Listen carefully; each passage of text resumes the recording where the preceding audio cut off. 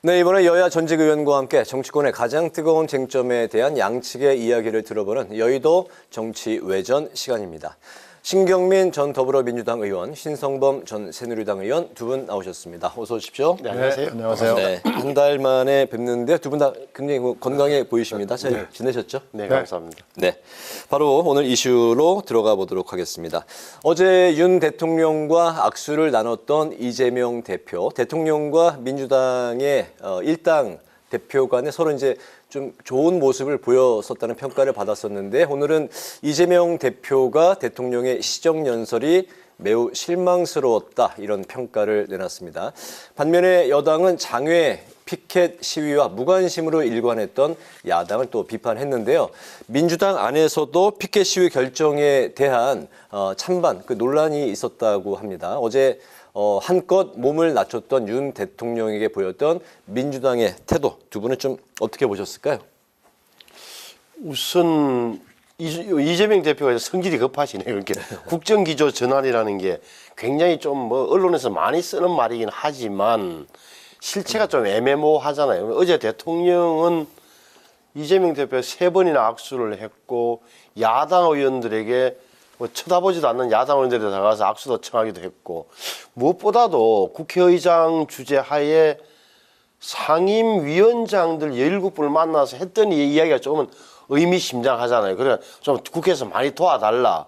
야당 상임위원장들이 했던 쓴소리를 또 들었고, 그러니까 어떻게 보면 태도를 한껏 낮췄단 말이에요. 그러니까 대통령이 많이 달라졌다, 스타일이 변했다는 이야기가 나올 만한 대목이 있는데, 글쎄 그걸 가지고 다시 왜 그러냐 보니까 국정기조 변화가 없다. 또 병사 월급 올려준다고 해놓고는 예산은 깎았더라는 대목 하나. 또 대통령실 특활비와 검찰 특활비를 안 줄였더라. 이것 때문에 매우 실망스러운 시정연설이었다고 이재명 대표가 공식적으로 코멘트를 하니 네.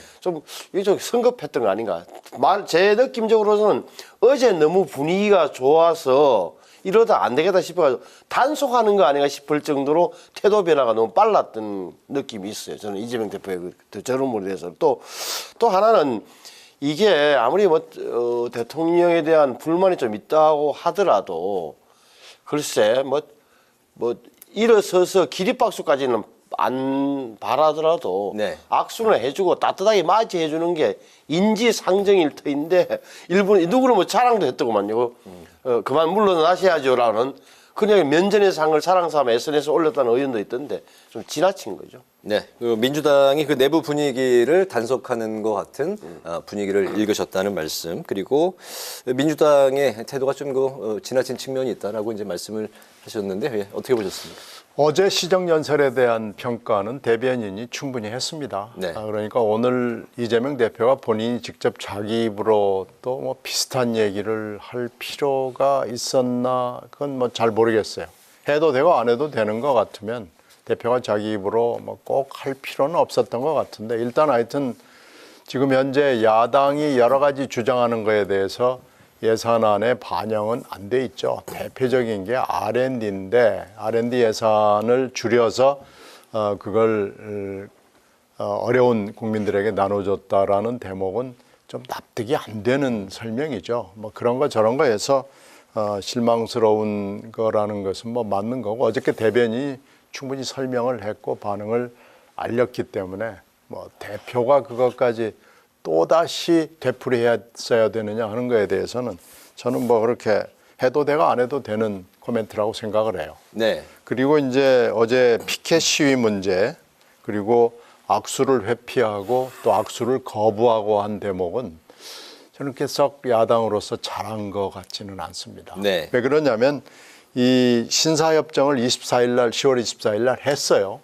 근데 그건 이제 거대 양당 두 당의 원내대표가 한 거기 때문에 신사협정이란 말이에요. 거기다가. 그러니까 안 지켜도 뭐 특별한 건 없어요. 근데 그때 이제 본회의장하고 상임위원장이라고만 해서 그때도 구멍이 있었습니다. 그러면 바깥에서는 어떻게 할 거냐라는 게 있었는데 이건 이제 국민들한테 그 정도로 신사협정이 됐다고 얘기했을 때는 안 하는 것이 그 문맥에 흐르는 건데 네.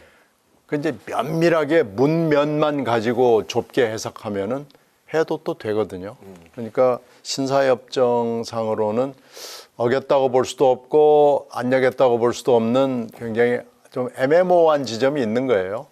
그럼에도 불구하고 국민들은 그러면 이제 국회 안에서는 안 하겠구나. 적어도 국회 이 본관 안에서는 그런 게 없겠구나라고 생각을 했을 거예요. 그런데 어저께 이걸 깨면서 문면을 우리가 충실히 지킨 거다. 신사협정 내용대로였다라고 설명을 하는 건 좀 궁합니다.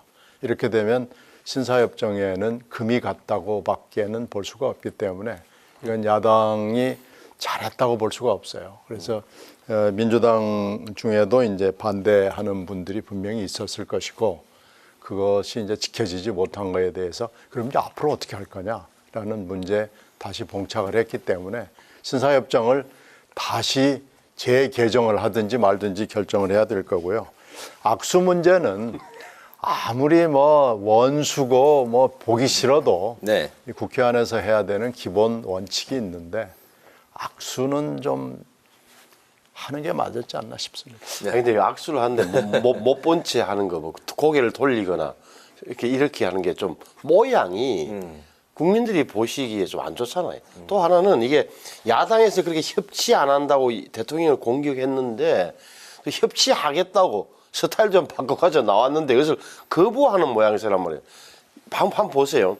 어제 대통령 말 중에서는 좀 이런 대목은 이분이 이거는 진짜라고 생각하는 게 국회 세 번째 왔지만 국회에서 의원님들과 이렇게 많은 이야기를 하게 돼서 내 취임 이후에 가장 편하고 기쁜 날이라는 대목은 사실 그렇게 왜냐하면 대통령의 입장에서 보자면 다수 여당이 차지하고 있는 국회라는 게 얼마나 부담스럽고 제가 보기에는 두려움이 있는 거예요. 두려움. 네.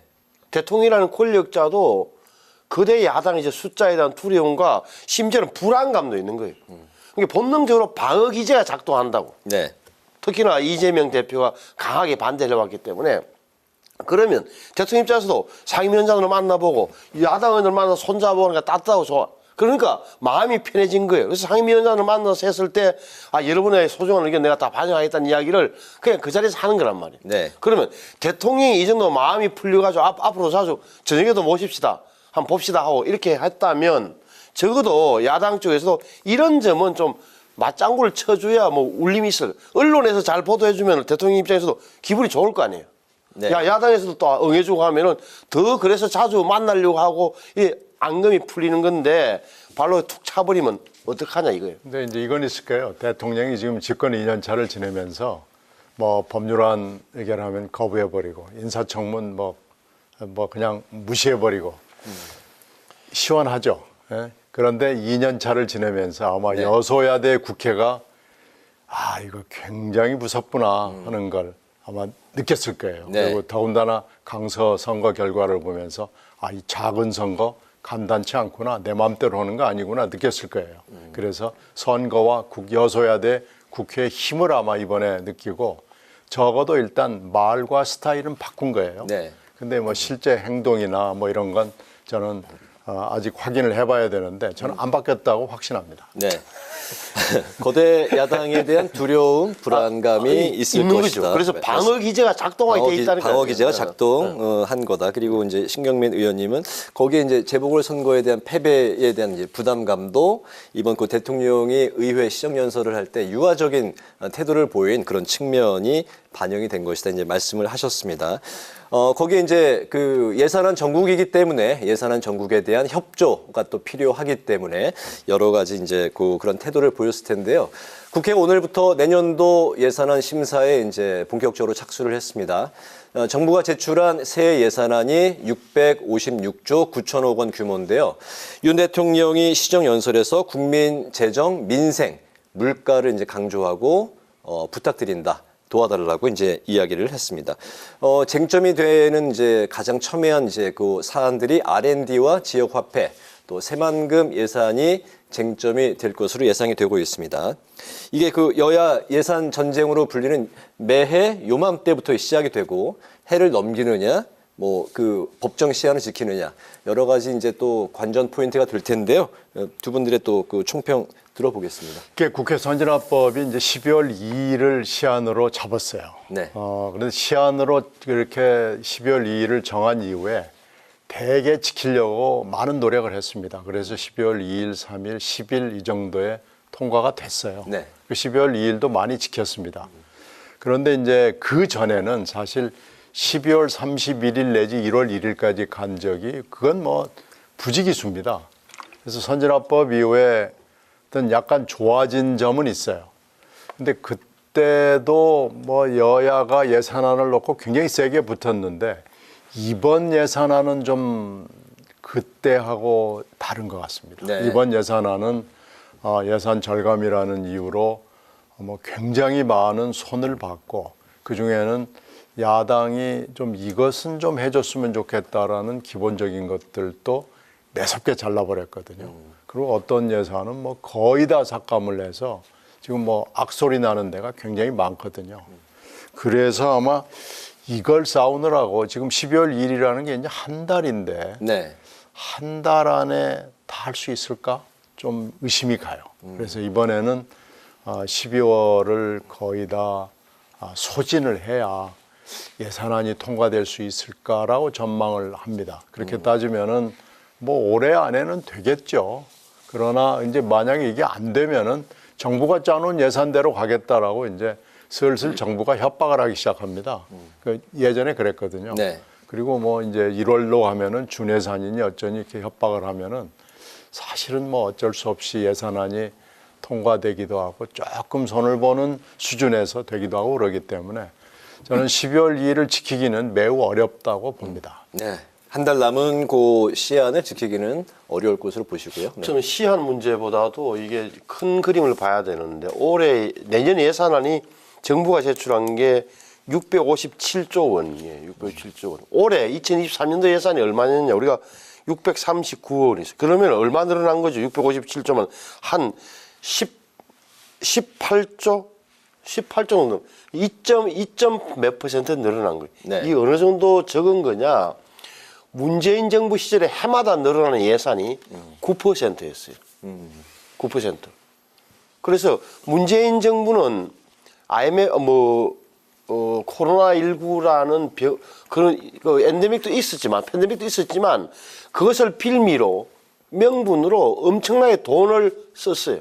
다 국채가 빚이에요. 그 빚. 네.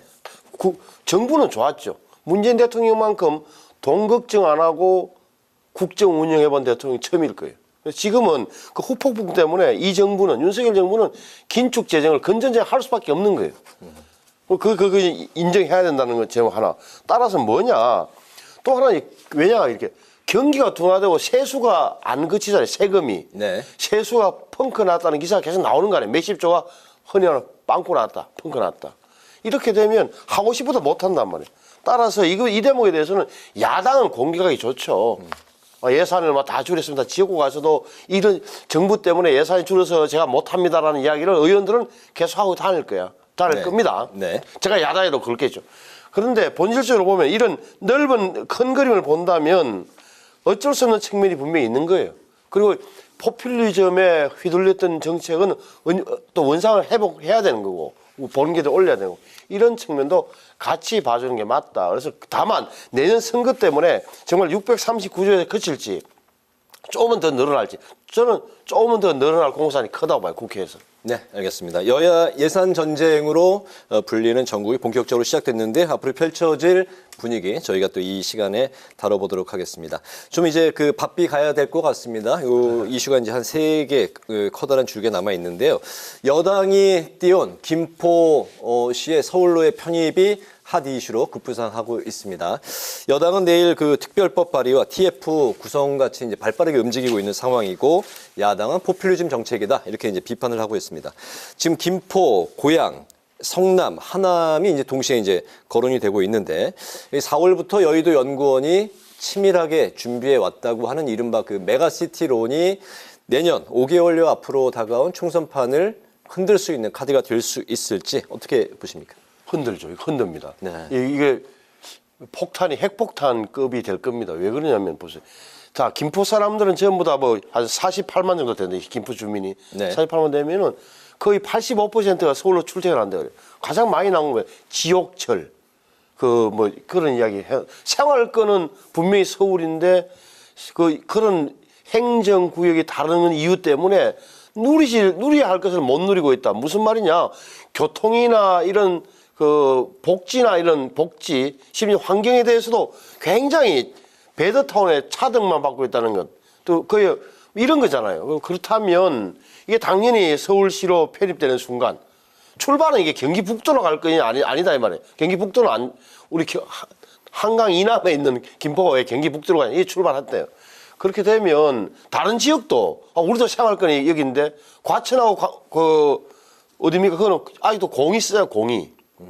그렇다면 이거는 연쇄적으로 우리도 할 수 있을 테고 이렇게 되면 자산 가치가 올라간다든지 개발에 대한 기대 이런 게 되면 심리가 올라가면 제가 보기엔 야당도 반대하기 어려운 그런 걸로 가는 거 아닌가. 또 주민들로서는 굉장히 원하고 있기 때문에 지역민의 요구 있지요. 여당이 한다 그러죠. 정부 여당이. 네. 이렇게 되면 내년 선거에 미치는 영향도 좀 굉장히 크다고 봐요. 네, 그 야당이 이제 뭐 반대 그 입장이지만 내심 좀 당황하고 있다는 그런 이제 분위기도 읽혀지고 있는 것 같습니다. 이거 엄청난 이슈가 될 가능성이 있어요. 물론 찬반이 있고 득실이 있고 하겠지만은요. 서울 시민들 중에는 반대하는 분들이 있겠죠. 네. 지금 서울시 예산이 굉장히 큰 예산이지만 서울시도 그 예산을 가지고 지금 허겁지겁 꾸려나가는 건 분명히 있거든요.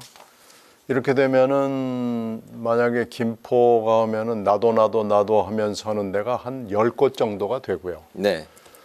근데 10곳을 다 해주지는 못할 거 아니겠어요. 이렇게 되면은 또 이제 선거판이기 때문에 이 선거판이 되면은 여야 후보들이 이 문제를 가지고 유권자들에게 설명을 할 거 아니에요. 그러면 지금 김포의 시민들을 예를 들면은 아무래도 과반이 넘는 사람들 내지는 대다수의 사람들이 서울시 편입을 선호할 것 같아요. 여러 네. 가지로. 그렇게 되면은 야당 입장에서 이 문제를 명백하게 노라고 얘기하기는 매우 힘듭니다. 그렇다고 해서 또 예스라고 하기도 또 굉장히 힘듭니다. 그러니까 지금 이런 상황에서 선거판으로 들어가게 되면 이 선거판이 굉장히 어렵죠. 그런데 이제 이 수도권을 63년 이후에 서울시를 딱 묶어놨던 이유가 서울시 집중을 막기 위해서 지금 60년 동안 묶어놨는데 이게 이번에 60년 만에 최초로 지금 흔드는 거거든요. 네. 이것은 행정구역 개편하고는 또 별다른 상관이 없는 거예요. 지금 행정구역 개편은 이런 걸 하자는 건 아니거든요. 이건 정말로 완전히 총선을 겨냥한 아주 어떻게 보면 절묘한 수다라고 그래서 탁 던진 건데 여기다가 지금 이런 전략이 몇 개 더 있다고 지금 국민의힘 쪽에서 얘기를 살살 흘리거든요. 네.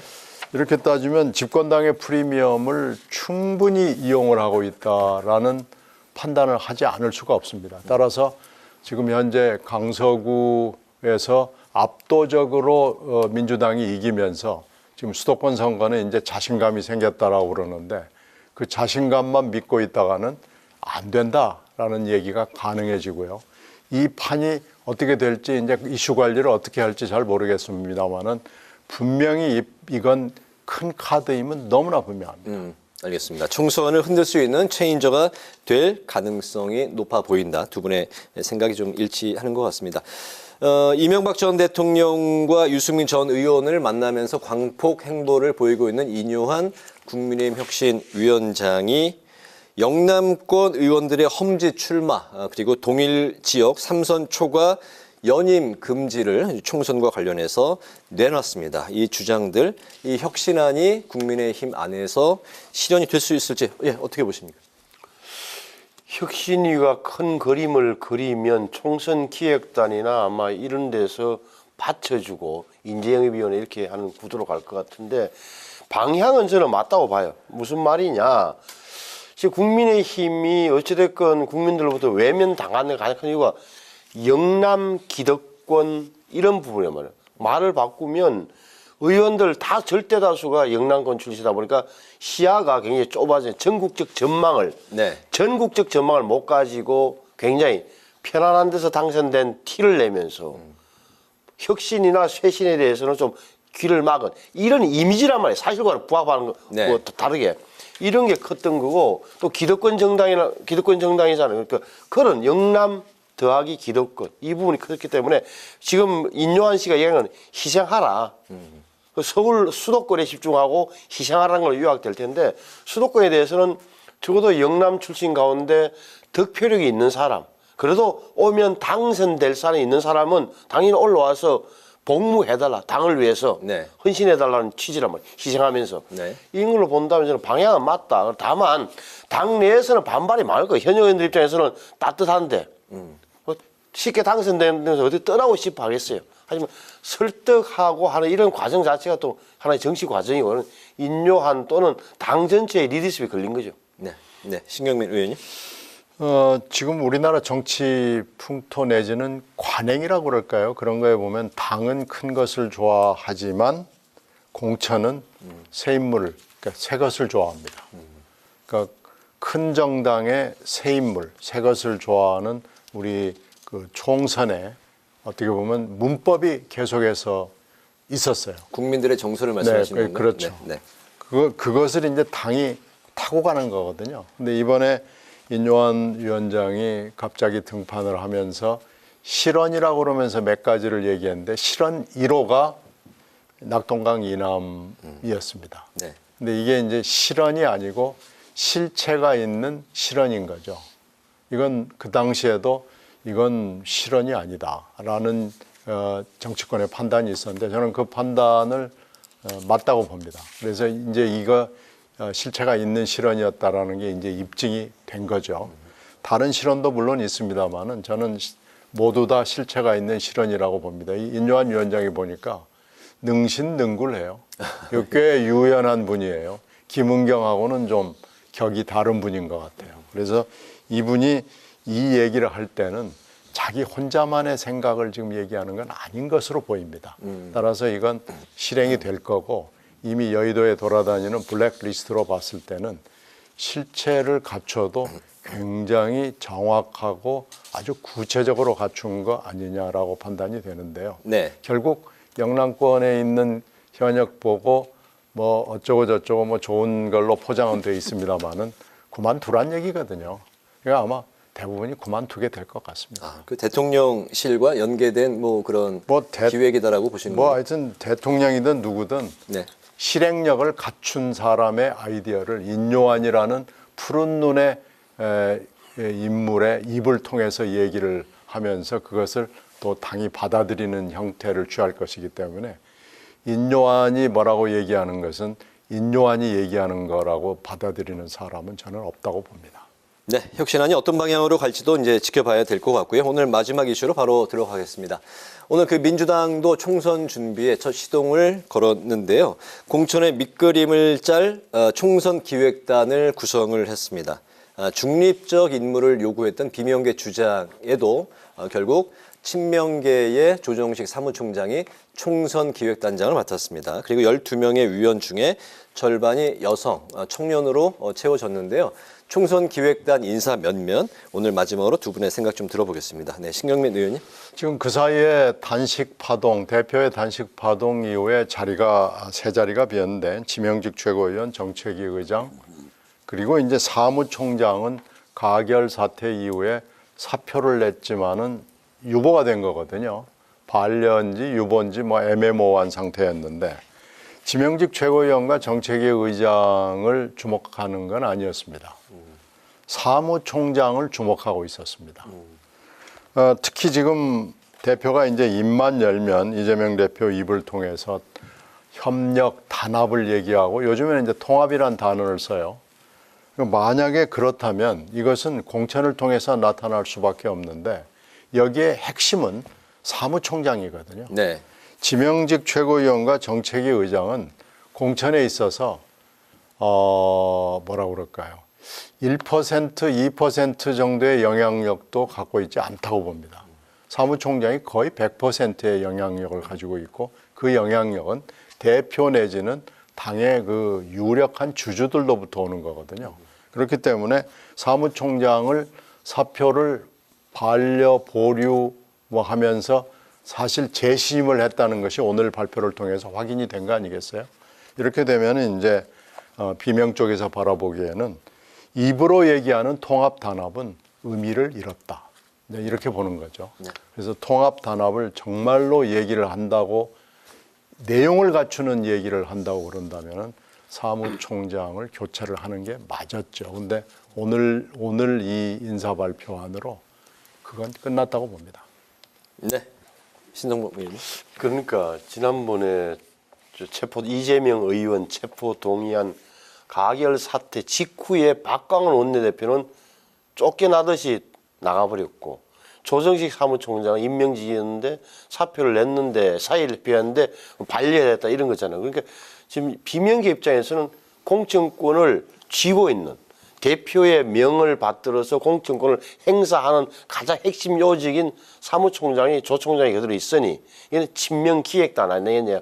반발하는 것은 뭐 지극히 당연한 거예요. 근데 반발한다고 해서 이제 바뀔 것 같지는 않고 몇 면들 보니까 거기 이런 분도 들어갈구나. 강성 아주 친명도 있는 것 같고 여튼 분도 있는 것 같은데 어찌됐건 적어도 공천권만큼은 내가 양보할 뜻이 없다는 이재명 대표의 강력한 의지가 반영된 거죠. 알겠습니다. 이재명 대표의 강력한 공천권에 대한 의지가 반영이 된 것이다. 마지막으로 오늘 들어봤습니다. 여의도 정치외전 지금까지 신경민 전 더불어민주당 의원, 신성범 전 새누리당 의원과 함께했습니다. 두 분 말씀 잘 들었습니다. 고맙습니다. 네, 감사합니다. 고맙습니다. 네, 오늘 국회 라이브 6도 여기서 마치겠습니다. 시청해 주신 여러분 고맙습니다.